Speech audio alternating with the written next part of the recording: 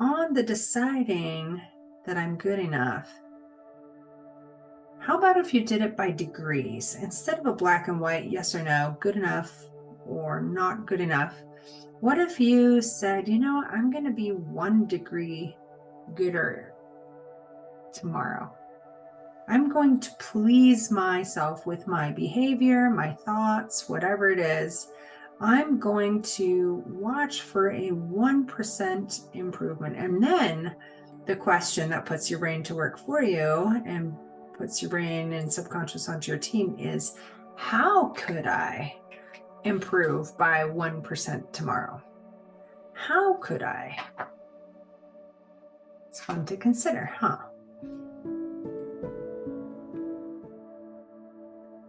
Hello. Thanks for being with me. Let's color something beautiful, right? Really, it's about you coloring you beautiful.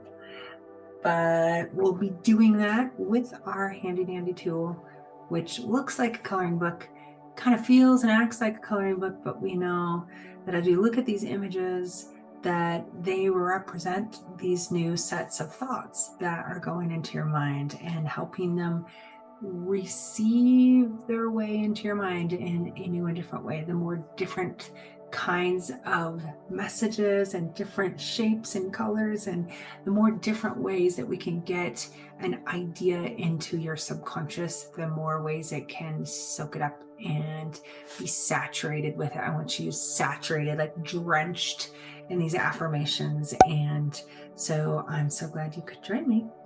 I've got some fun preschool size markers, and I thought I would do some pointillism with you as we talk about accepting every detail about you and deciding that you are good enough.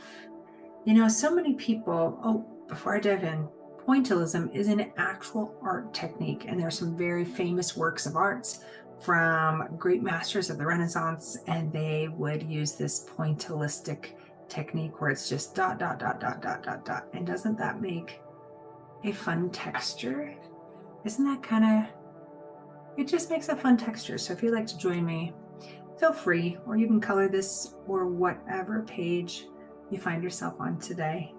You can color it however you like, but if you want to join me, it's kind of fun. It's just kind of whimsical to make these nonsensical motions.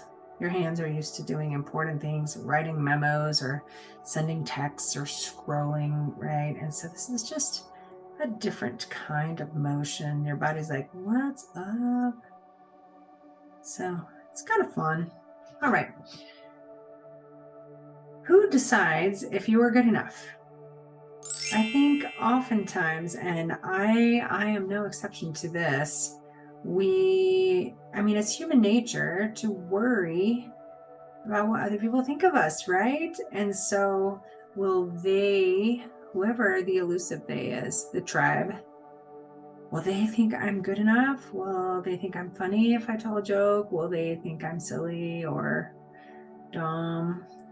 Am I good enough to fit in? There's so much worry about kind of where we fit in the pecking order of social that it's easy to lose yourself sometimes trying to be good enough. And really, what is good enough? What is the definition of good enough?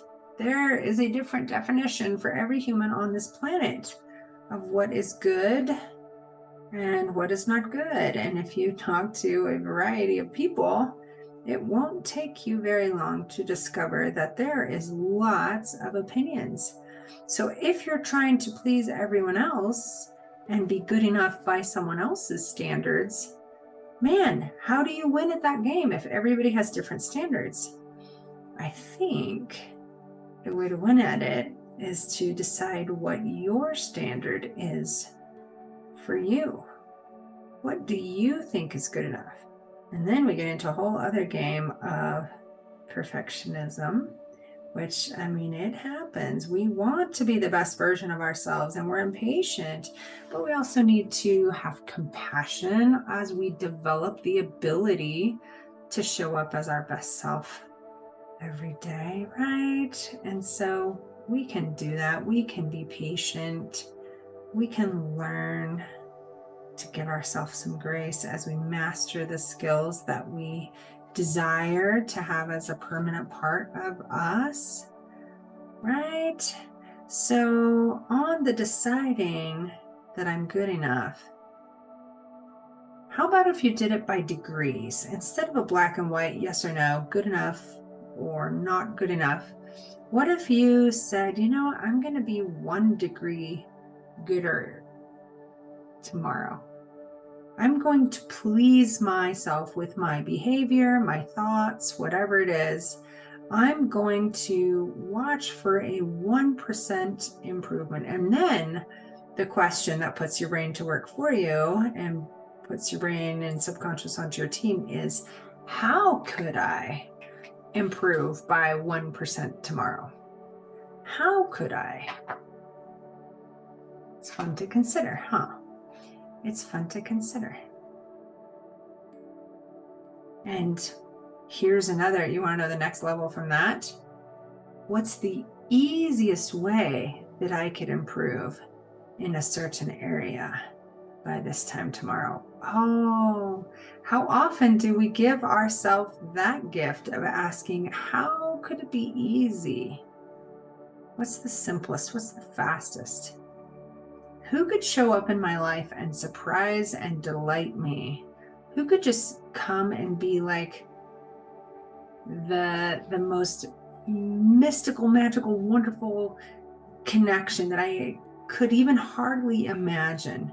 If I imagined best case scenario, what would that look like? Like, can you dream bigger? Can you dream easier? I think a lot of times that assumption is, oh, it's hard. It's going to take so long. It's going to take so much work. But does it have to? Some things do require work. See, we can make things easier or harder within the natural laws that we understand. So if I want an oak tree to grow, doesn't matter if I think of how easy it could be or I can see some affirmations. I could probably help that tree grow a little faster and stronger, right? By providing it an ideal environment with good nourishing soil and sunshine and all that. Like, I can help it, and it's going to go faster and better than if it had a rough environment. But there's still a number of years in this scenario required for the thing to grow to its full height and potential. And so if you growing into that version of you feels like it's taking a long time, this is our life's work. It's supposed to take your whole life, right? There's a leader I respect in business, Gary Keller, and he wrote a book called The One Thing. And when I heard him speak, he talked one time about setting an unattainable life goal. Set such a big goal that there's no way you possibly could achieve it in your whole life. But then when your life is done, you'll feel so pleased with that big important thing that you made so much progress on. Isn't that a lovely way to live? And just knowing, I'm just going to give everything I have, my heart and soul, my passion, my energy. I'm not going to do it. So he was setting a goal for a certain number of millions of people impacted or something along those lines. And what a wonderful way to experience life. Not in that black and white, die hard, do or don't do, like good or bad, pass or fail, but just like degrees. Rainbows are degrees of bent light, and they're beautiful. There's not a single color that we just like, oh, I'm so tired of orange. Right? There are some times that orange is perfect. In fact, I might just add a little orange right here because I just like that idea. Just wants a little pop of orange because you don't always need orange, but sometimes it's just nice to know it's there. Doesn't that provide a fun extra dimension? Just a little pop. Just a little pop. Well, I hope you've enjoyed some of this time together. And it's brought you some relaxation, some thinking. And you can learn to accept every detail about you. If you need a bridge for this, if it feels too foreign to say, I accept everything about me, it's been a process. It's been years in the making for me to arrive at, I'm pretty good with me. I'm like in love with me. I'm madly and passionately like in love with me. Like I think I'm awesome. And I look in the mirror and I'm just like, I'm so in love with you, girl, you know? But it didn't happen overnight. I had to spend that time first being willing to even look at parts of me that weren't ideal, that I didn't necessarily want to acknowledge. And then once I could just like look at myself and be like, it's okay. I don't have to hide. I don't have to be ashamed of any particular physical thing or thing from my past. You know, you get to that point, you can look in the mirror. And then once you can look at yourself, then you start to appreciate yourself, and it opens the door to liking and then loving yourself. And then just, man, then it's a roller coaster. It's like, I totally love me, right? And so I want you to arrive at that place. It's a process. It's an evolution of every detail being accepted. And I can say I'm pretty accepting of me. I feel like I've really, really come far. And so wherever you are on that journey, it's perfect for you right now.